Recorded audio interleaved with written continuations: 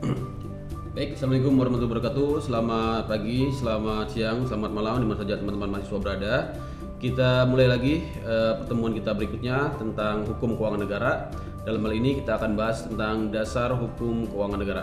Sebelum kita melangkah kepada dasar hukum keuangan negara, kita harus pahami dulu dari segi sejarah kronologis ya, bagaimana terjadinya reformasi keuangan negara sehingga menghasilkan ya dasar hukum berupa peraturan-peraturan di bidang keuangan negara. Sebelumnya teman-teman ya, untuk masalah hukum keuangan negara ya, kita harus pahami ya, ada kritik yang menyatakan bahwa undang-undang ya keuangan negara tidak memperhatikan kemandirian badan hukum ya, yaitu BUMN maupun BUMD ya, dan otonomi daerah ya. Misalnya ketika ya uang negara dimasukkan ya ke dalam BUMN ya ataupun BUMD ya, akan menjadi uang privat ya. BUMN atau BUMD ya tunduk kepada hukum privat. Ya, kedudukan negara ya sebagai pemegang saham ya sama dengan pemegang saham lainnya. Dalam hal ini negara telah kehilangan imunitasnya ya dan statusnya sebagai badan hukum publik. Pada otonomi daerah ya, daerah mempunyai kewenangan ya menggunakan uangnya sesuai kebutuhan, sehingga peran keuangan negara sebagai kontrol terhadap penggunaan uang negara pada daerah menjadi pertanyaan ya. Itulah kritik yang ada ya terhadap masalah hukum keuangan negara ya.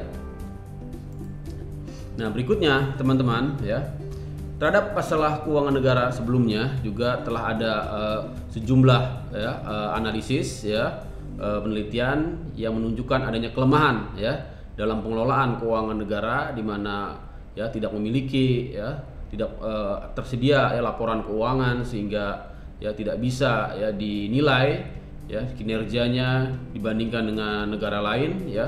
Kemudian tidak memiliki ya neraca ya untuk mengetahui ya kekayaan dan kewajiban negara ya. Tidak ada standar ya input base ya, sistem cash ya, tumpang tindihnya ya, proyek-proyek rutin ya, dan juga adanya ya KKN ya, korupsi ya, kolusi dan nepotisme. Sehingga itulah diperlukannya ya sebuah reformasi keuangan negara ya untuk menjawab ya berbagai kelemahan dalam pengelolaan keuangan negara ya. Kemudian dilakukanlah agenda reformasi di berbagai bidang di dalam pengelolaan keuangan negara ya, dan dibentuk perangkat-perangkat perubahannya. Itu ya teman-teman, nanti kita akan lihat bagaimana kronologis ya keuangan reformasi keuangan negara dan kronologis peraturan undang-undangan di bidang keuangan negara ya, dari mulai fungsi perencanaan ya yang sebelumnya belum tegas ya, benang merahnya dengan fungsi penganggaran ya, kemudian institusi penganggaran yang terbelah ya antara anggaran rutin dan pembangunan ya, kemudian juga anggaran yang berorientasi pada input ya, bukan pada output atau outcomes ya, kemudian landasan pelaksanaan hak budget legislatif yang juga belum tersedia ya. Perencanaan oleh Bappenas ya, sedangkan di Kementerian Keuangan pada saat itu dari sisi alokasi anggaran ya, dulu kita memiliki yang namanya GBHN ya.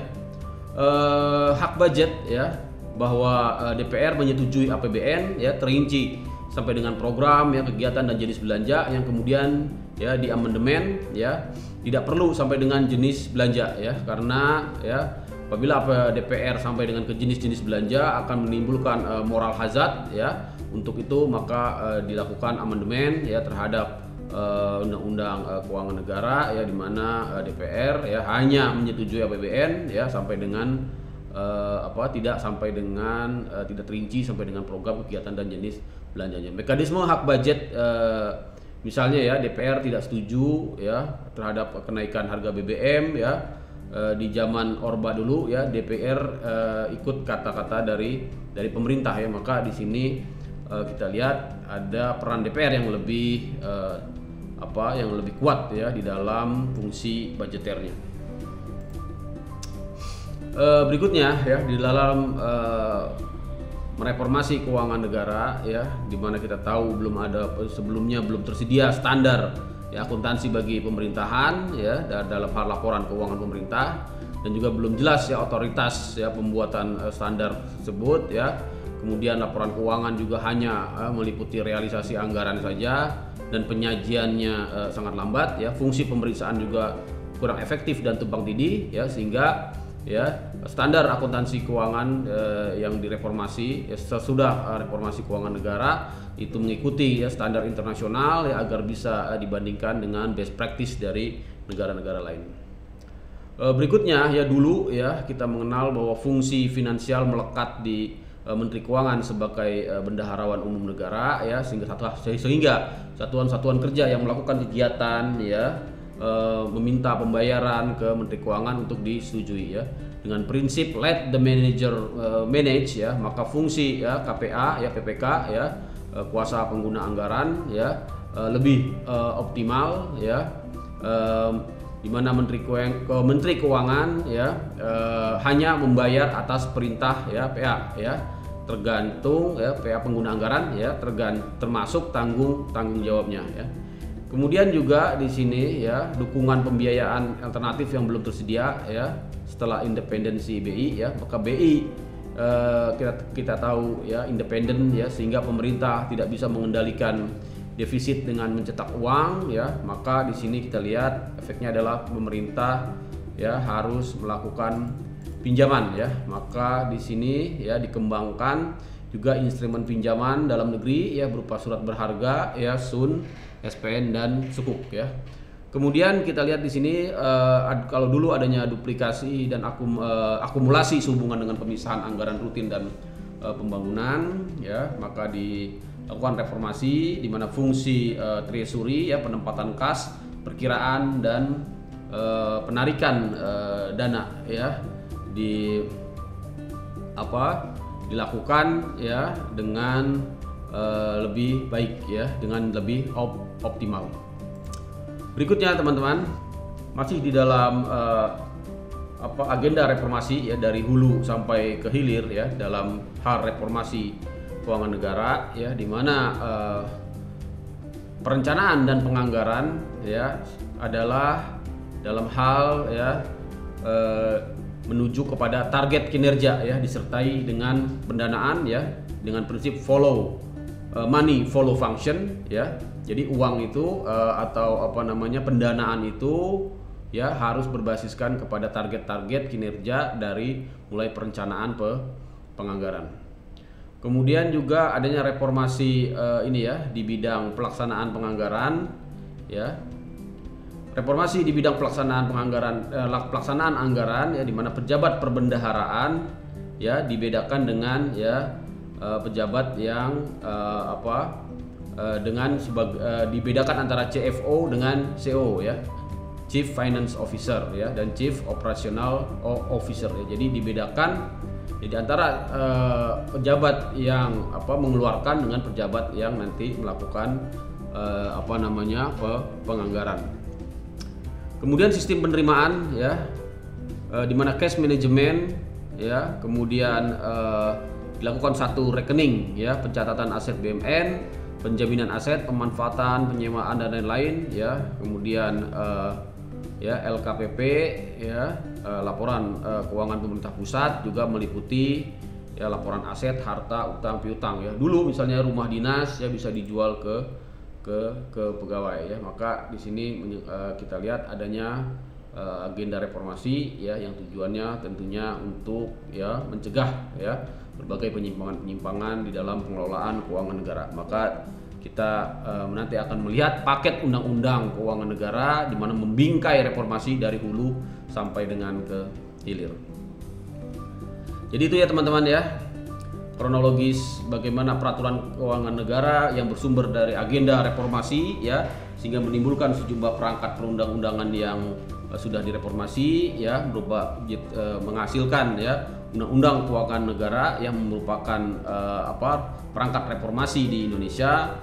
Terjadi misalnya perubahan hukum dan peraturan undang-undangan, penata ulangan sistem, prosedur ya, kalender, penyesuaian kelembagaan, organisasi ya, dan juga perubahan tingkah laku ya, budaya dari para personil ya, pegawai ya yang mengelola keuangan negara ya, kemudian juga sebagai menyediakan sarana kerja dan perbaikan kesejahteraan, perwujudan kepemimpinan dan leadership yang baru ya, karena adanya tuntutan akan transparansi, akuntabilitas ya, SOP ya, kinerja ya, kemudian juga sistem keuangan ya yang simplifikasi ya, kemudian juga ya pembentukan ya kelembagaan ya, berbagai unit-unit yang akan nanti ya memberikan jaminan ya atas pengelolaan keuangan negara. Jadi kronologisnya bisa kita lihat ya, di masa kolonial dulu kita mengenal ya 3 undang-undang yang merupakan warisan dari kolonial ya, itu di masa kolonial kita mengenal ICW ya, IBW dan IAR ya. Sejak merdeka ya, baru pada tahun 2003 ya kita mempunyai undang-undang sendiri ya, meskipun semangatnya masih mengambil dari undang-undang Belanda ya. Kita tadi lihat undang-undang Belanda ada 3, ICW, IBW dan IAR. Apa itu ICW, IBW dan IAR? Nanti kita lihat di slide berikutnya. Dibandingkan dengan undang-undang keuangan negara ya, maka kita akan melihat ya prinsip-prinsip yang sudah jauh lebih maju ya daripada apa yang ada di masa undang-undang warisan Belanda. Jadi yang perlu kita pahami di masa kolonial ya, ada yang namanya ICW, Indiscontinued Weight ya, ditetapkan tahun 1864 dan mulai berlaku tahun 1967 ya. Selain itu juga ada IBW tadi ya, Indis ya, Bed Driven Weight ya, tahun 1927 ya, dan juga ada ya RAB, Reglement for Head Administrative Beheer ya, atau IAR ya, Instruksi and ya Verder ya Bepalingen for Algemeen ya. Itu merupakan 3 undang-undang tadi ya yang menjadi warisan ya, dari era kolonial ya, kemudian di era kemerdekaan sampai dan juga berlaku mulai dari kita merdeka dengan tentunya ketentuan peralihan di undang-undang dasar ya. Baru pada tahun 1923 kita membentuk yang namanya Undang-Undang Keuangan Negara yang produk dari domestik dari putra bangsa Indonesia, yaitu Undang-Undang Nomor 17 tahun 2003 ya, diundangkan aturan yang berlaku untuk pengelolaan keuangan negara ya, dan sehingga kita tidak lagi menggunakan peraturan peninggalan pemerintahan kolonial Belanda, yaitu ICW ya, Indis ya, Contability Weight ya, dan juga tadi IBW dan RAB ya atau IAR ya.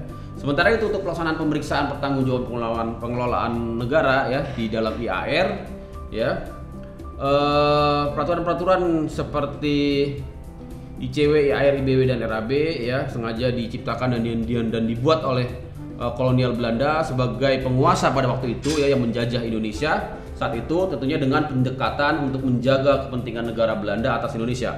Paradigma negara jajahan itulah yang sangat kental mewarnai peraturan-peraturan itu ya, karena diterapkan kepada sebuah negara yang berdaulat dan merdeka seperti Indonesia saat ini, tentunya sudah tidak relevan ya, tidak layak untuk dijadikan pedoman pengelolaan keuangan negara ya, sehingga haruslah dirubah ya seluruh peraturan-peraturan tadi ya, yang bersumber dari semangat yang berbeda ya, menjadi semangat yang lebih independen, menjunjung tinggi ya kedaulatan negara ya, sebagai negara yang merdeka berdaulat ya, tentunya harus dilakukan ya. Selain itu muatan yang terdapat dalam undang-undang kolonial tersebut ya sudah out of date ya, dan juga tidak relevan lagi dengan kondisi saat ini, apalagi tingkat kompleksitas permasalahan saat ini jauh lebih tinggi ya dari masa dahulu. Dan oleh karena itu, walaupun masih berlaku sebagai sebuah aturan undang-undangan, tetapi secara material sudah tidak dapat dilaksanakan ya. Kekosongan undang-undangan ini membuat lemahnya sistem pengelolaan keuangan negara saat itu ya. Selama ini kekosongan itu dilengkapi dengan berbagai ya undang-undang, peraturan-peraturan yang lebih rendah dari undang-undang, misalnya Kepres ya tentang pedoman pelaksanaan APBN, Kepres tentang pengadaan barang dan jasa ya. Sebagaimana pada waktu itu memang Kepres ya, walaupun tidak ada di dalam tata hukum Indonesia, tapi ya ternyata kekuatannya juga mengikat sebagaimana sebuah undang-undang, tapi tentunya lemah di dalam tata hukum Indonesia dan juga mengakibatkan banyaknya praktek KKN di masa Orde Baru, tentunya yang sama-sama kita sudah pahami ya. Puncaknya terjadinya krisis moneter dan reformasi, sehingga anjloknya nilai rupiah ya, sampai dengan pada saat itu sampai melevel ke 17.000 per US dollar ya. Nah, di masa reformasi inilah ya merupakan momentum bagi terciptanya tata kelola keuangan negara yang lebih baik. Itu ya teman-teman ya. Jadi itu yang harus teman-teman pahami ya. Baik, nanti kita akan lihat bagaimana peraturan undang-undangan ya hasil dari reformasi paket undang-undang keuangan negara di tahun 2003 dan 2004 yang diharapkan dapat mengakomodasi berbagai perkembangan ya dalam sistem kelembagaan negara dan pengelolaan keuangan negara. Intinya ini ya teman-teman, ada 3 ya, yaitu Undang-Undang Nomor 17 tahun 2003 tentang tentang keuangan negara ya. Kemudian Undang-Undang Nomor 1 tahun 2004 tentang perbendaharaan negara yang menggantikan ICW dan RAB ya. Kemudian Undang-Undang Nomor 15 tahun 2004 ya tentang pemeriksaan pengelolaan dan tanggung jawab keuangan negara yang menggantikan IAR. Saya kira itu ya teman-teman. Nanti kita akan bahas satu persatu masing-masing undang-undang tersebut di pertemuan berikutnya ya. Baik, terima kasih. Sampai jumpa. Assalamualaikum warahmatullahi wabarakatuh.